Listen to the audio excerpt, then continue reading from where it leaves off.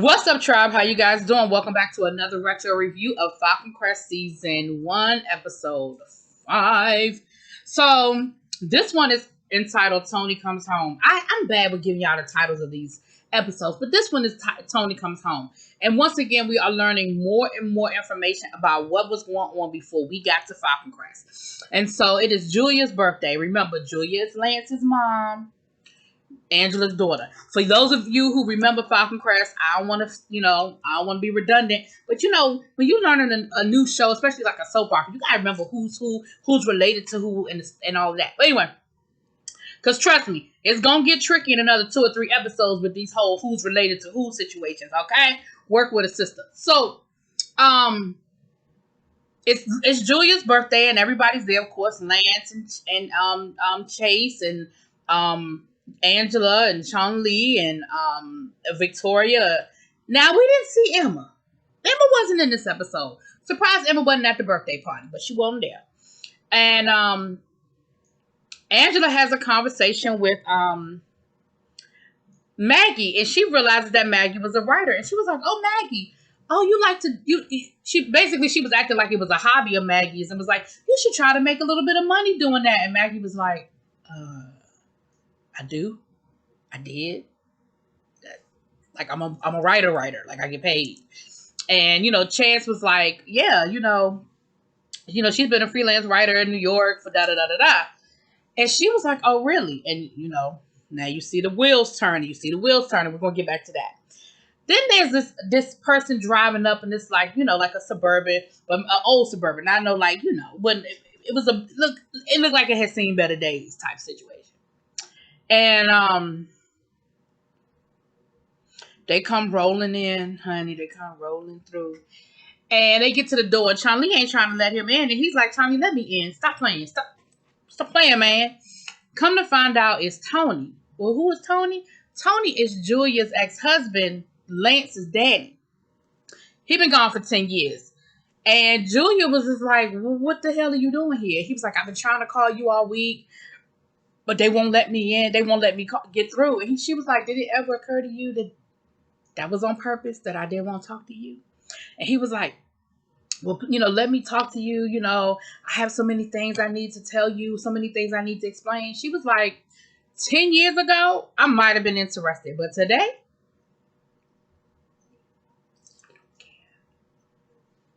I don't really care about what you want to talk about. So she ends up putting him out, but it does affect her. She kind of excuses herself from the party for a minute. She goes to her room and she starts crying, and Maggie comes to check on her, and she was like, Maggie, I really don't want you to see me like this. And Maggie was like, girl, stop playing. We friends. Like, I know we just getting to know each other, but I do consider you a friend. And if you want me to leave, I will. But I just wanted to check on you and make sure you are okay. And so she explained to Maggie how he just walked out one day. He left to go to work. He was working for Falcon Crest. She said he left to go down to the vineyards one day, and I ain't seen him since. He's been gone for 10 years. And she said, I want to hate him. I want to be angry with him, but there's a part of me that isn't. And, she said, I'm still just not, everything just ain't settled for me. And Maggie was like, listen, that's understandable. Like, it's not going to, like, can't nobody tell you how to feel. So the next day, we see Angela done gone down to San Francisco to have lunch with her husband. He had called and asked her to come down and have lunch with him or something. So she's having lunch with her ex-husband.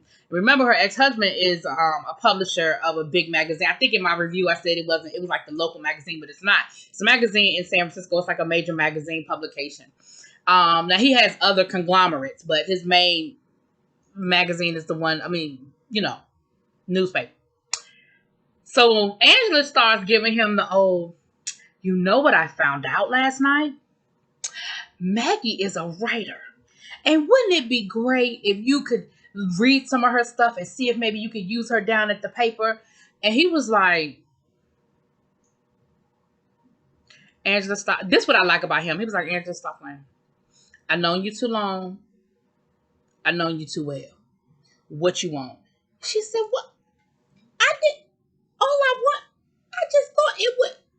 Why are you accusing me? He said, Angela, what you want?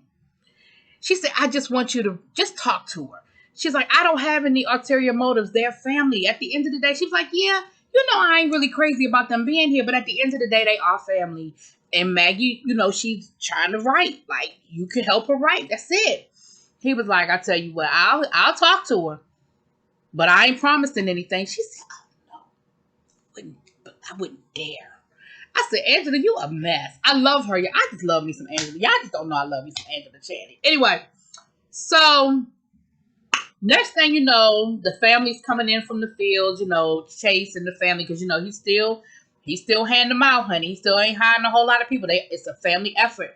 And the phone rings, back in the day when we had landlines, honey. The phone rings and it's the guy calling, it's Angela saying that her husband the ex-husband would like to see her in San Francisco, the next day. He wants to talk to her about a job. Now, you immediately see that Chase ain't feeling it. Immediately. And she was like, what's the big deal? Like, first of all, it's not a job. It's just an interview. Nothing may ever come of it. That's number one. Number two, like, we could use some extra money around here and I want to write. Like, what's the big deal? Like, it's not going to take over my world. Like, it's just going to be a little something, something. And Chase does the right thing and he says all the right things, but at the end of the day, he really ain't feeling it. Like, he really is not happy. Like, you can just see it. He ain't happy about it. So, then we see Julia at her lab. Remember Julia, y'all still ain't told me what the proper name is. Y'all got to put it in the comments. What is the proper name for what it is that Julia does down to the winery? She's like the scientist. She wears a white coat. She mixes all the different, grapes and stuff together. She mixes it all together, to see what works, what doesn't work. And she follows the weather patterns and stuff. There's a name for it. Y'all tell me. Somebody in the comments, y'all gotta let me know what she does, what the title is. But either way, that's what Julia does. And so, who come rolling up on her is her husband, Tony. And she's giving him the old, Tony, what you doing here? I don't want to talk to you. Why you up in here? And he was like, listen, just hear me out. I really, just let me take you out to lunch, dinner, drink, whatever. I really need to talk to you. I really need to let you know what's going on. And she ends up letting him take her, honey. And whatever he said to her must have been some good shit. Because the next thing you know, her and him are in Angela's office talking about they going to work on getting back together. And he's going to be staying. And, basically, Angela, you better get used to it because he's here. And Angela played it cool. Angela was like, huh. Well, no, at first Angela was like, don't you have more self-respect than this? Like, I thought I raised you better than this. That this man can just come waltzing up in here after 10 years of being gone and you just take him back with open arms. Like, I really thought I raised a different kind of woman, but clearly I did not. But then I guess she realized, okay, that ain't going to work. So then she comes from the point of view of, listen, I think y'all are moving a little too fast, but I tell you what, far be it from me to see a family break up. If y'all can make it work, then okay. So she says, if you want to stay here, you can stay here. He was like, yeah, nah, that's not going to happen. I'm not comfortable sleeping here, And then Julia's like, let me talk to my mama alone. Let me talk to her. So he goes out and he ends up having a conversation with Lance. And Lance is not here for it. Lance is like, you left 10 years ago. I ain't heard from you. I ain't talked to you. You ain't shit. My grandmother told me you wasn't shit. And you done proved to me that you won't shit because I ain't heard from you in 10 years. Like when you left, I was like 8. I'm like 18 now. What the fuck? So he just ain't here for it. And Tony gonna have the nerve to say, this is gonna be harder than I thought. Did you think you was just gonna show up with a toy and he was gonna be like, Daddy? Like, I don't give Lance a whole lot, but on this one, I'm with Lance. I'm like, bruh, what you thought was gonna happen? Like, how did you really think this was gonna play out? Bruh. So then,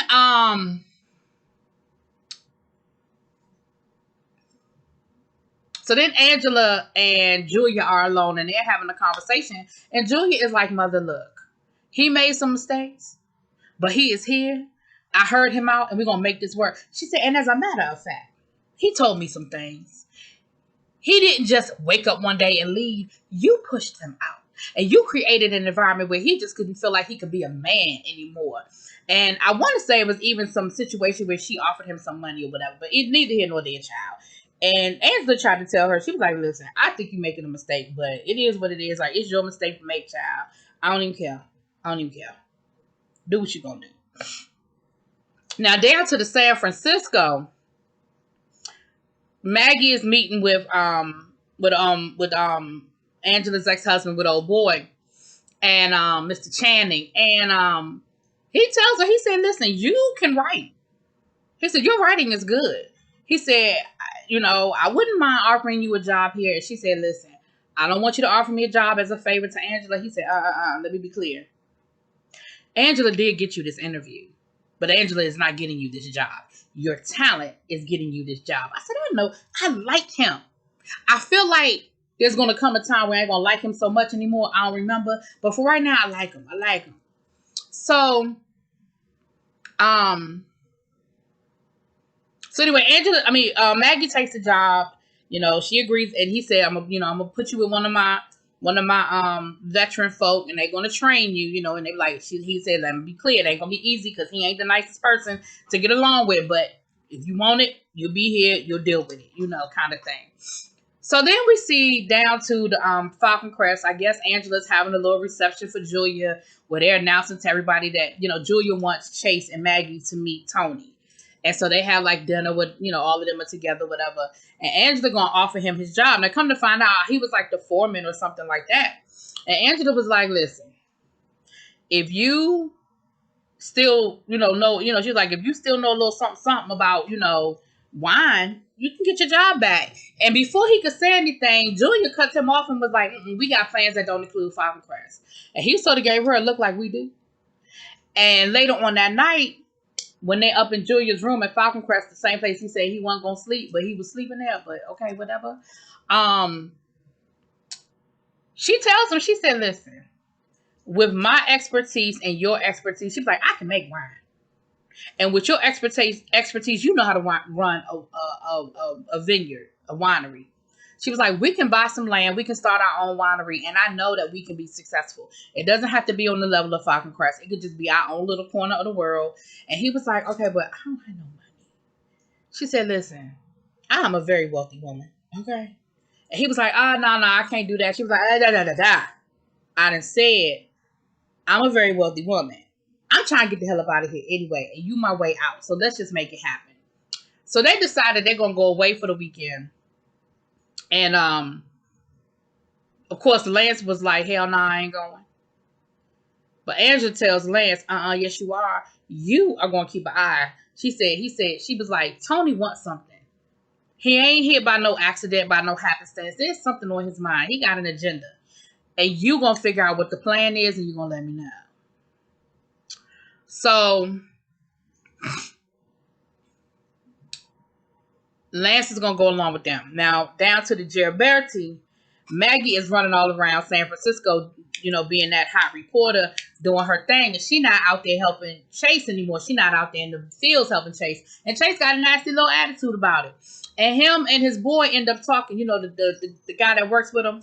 I'm going to get his name one of these episodes. I'm going to write it down, y'all.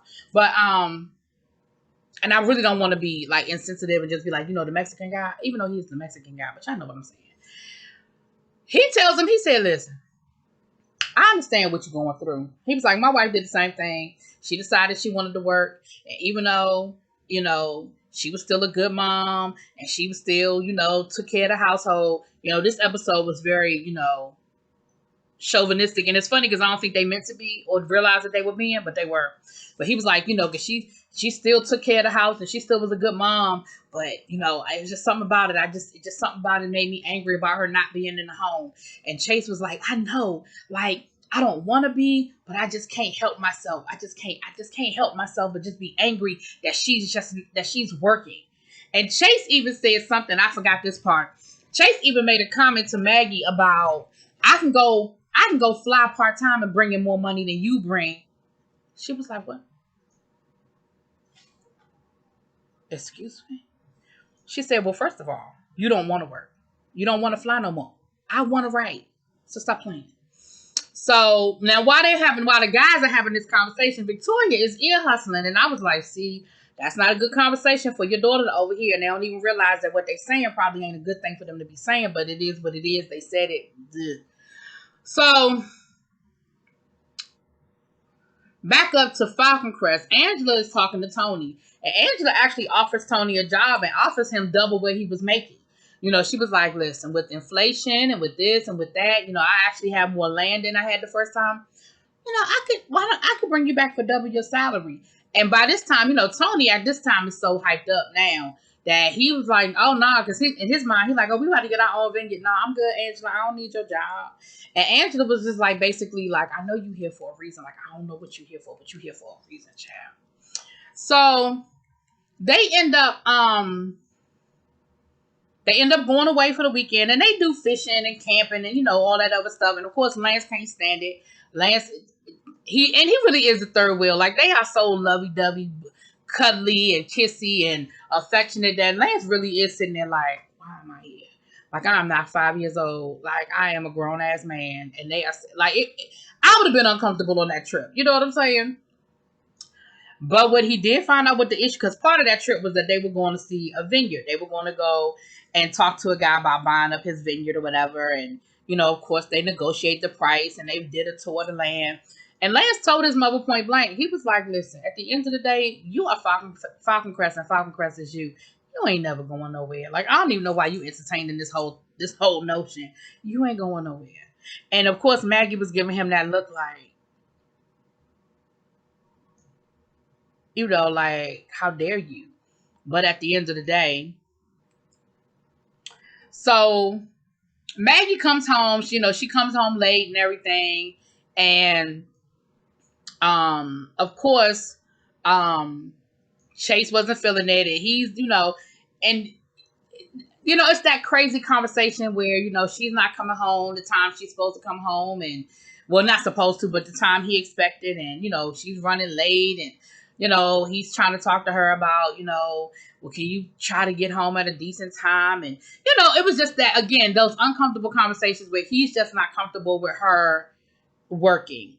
Then she's calling him saying that she's running late from work. And, of course, he's upset because she's staying late in the city. And he was like, listen, I don't like you working this late. It's a 2-hour commute for you to get back and forth to San Francisco. Like, I'm just not comfortable with you driving like this. Like, I mean, he has some legitimate points, but, like, she's not some damsel in distress. Like, she's grown. Like, she knows how to, go to bed when she needs to go to bed, Even when she tried to, get her a little piece, he was like, because I don't want you tired in the morning. Boy,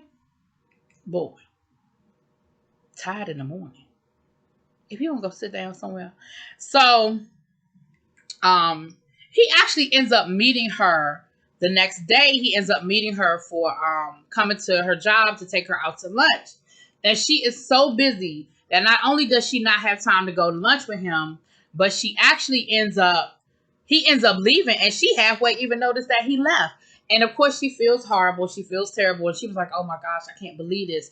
And so later on, Mr. Channing actually comes into her office, and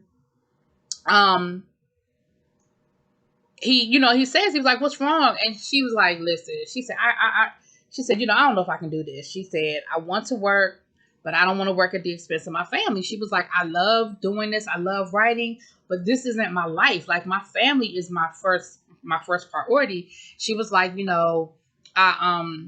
told him about what happened when Chase came by to take her to lunch. And it was funny because, once again, this is why I like him. He was like, I'm pretty sure that's not what, and he said, I wish, no, he said, I'm pretty sure that's not what Angela was banking on. And Maggie was like, what? He said, I wish Angela had that sort of passion. He said, nothing mattered to Angela except for Falcon Crest, and everybody else ran a distant second. He said, we might still be married today if she could figure out a way to balance the two, balance her work life and her home life. And so what ended up happening was Maggie ended up coming home and explaining to Chance, listen, she shows up at the vineyards. And of course he got an attitude with her. He's like, what you mean? Oh, so you got time for us now? And she told him, she said, listen, I had a conversation with Mr. Channing, And he understood my issue. He understood my concern. And y'all are still my priority. She said, so I am no longer working full-time in San Francisco. I am now working part-time here in the Valley. He owns a local newspaper, and I'll be working for them, you know, reporting on local issues. So I won't be commuting back and forth to San Francisco, but I'll still be able to write. I said, see, that's what I'm talking about. So that's what I said. I like this Mr. Like I said, I don't know if I'm going to like him forever, but I like him right now. Back down to the Falcon Crest. Lance comes back from his weekend trip, and of course he lets his grandmother know what they trying to do. They trying to buy their own vineyard. And y'all know what Angela did, honey. Angela done bought that land up from under them, and he done bought that vineyard up from under them. So they get the phone call, and of course, Maggie is pissed off because she's like, of course you're going to sabotage it. And of course she knew Lance was the one that said it. And she, you know, she goes off on Lance. Her and Lance end up getting into an argument, honey. She ended up slapping the shit out of Lance. Because, you know, Lance was talking to her crazy. And then she goes and cusses her mama out and tells her mama, listen, you ain't going to control me forever. I'm getting up out of here. We're leaving. She goes to tell Tony, listen, we can figure this out. We can find somewhere to go on our own. She convinces Tony that they're going to leave, honey. They pack up their bags. No, I'm missing a whole moment. They have dinner. Now, while they're at dinner, this woman comes busting up in there, and she's talking like Tony is her man, and they've been together, and that she's pregnant. And Tony was like, I don't know her. Like, I don't. And she was like, you're going to act like you don't know me? He was like, I don't know you. So you're going to act like these last couple of years didn't mean anything? He was like, I don't know he was like, he said, where did we live together? And of course she knew the address and everything. Now, Julia didn't fall for it. Because again, I believe that Angela set that whole thing up because he really did not, like, it wasn't even like he was trying to pretend. Like, he really looked like he didn't know who this woman was. And Julia didn't fall for it. Julia thought that it was her mother setting it up. I think there was a part of her that was kind of questioning it. But they end up going up into the room, and she was like, listen, I don't believe that shit. I know that was some mess that my mama didn't set up. I know. She said, but we got to get away from here. Like, my mother's never going to leave us alone. We're never going to have any peace as long as we live in here. And so she does this whole song and dance about packing up and them going to leave. And Tony comes downstairs and says goodbye to everybody. And then she comes downstairs with her suitcase, and she gets to the door, honey, and then she tells him, I can't go. And they have this whole little tearful moment. And then he leaves and she stays there. And she was like, someday I'll be able to go. And I was like, okay, that was real melodramatic, and I still didn't get it. Maybe I just don't understand. But I ain't get it. Girl, it was your idea to leave. He ain't asked to leave. He was going to take that job with Angela and go about his merry little way. You were the one that came up with this big idea. Child. Anyway, we're going to learn that Julia's a little special anyway. Anyway, y'all let me know what y'all think. Drop it in those comments. Peace.